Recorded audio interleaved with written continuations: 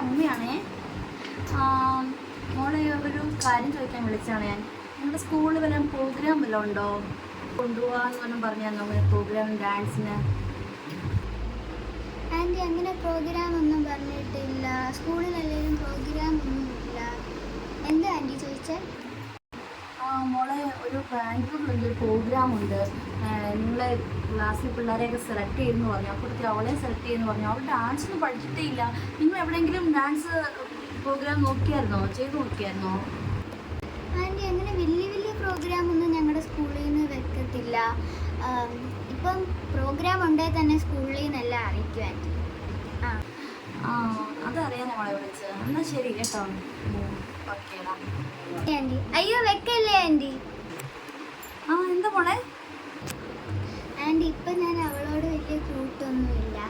ഞങ്ങൾ സ്കൂൾ കഴിഞ്ഞ് വരാൻ നേരത്ത് റോഡിൽ കിടന്നൊരു പാവേനെ കിട്ടിയായിരുന്നു. അതാണെങ്കിൽ ഇവൾ എടുക്കാനായിട്ട് ഞാൻ പറഞ്ഞു അത് എടുക്കണ്ടാന്ന്.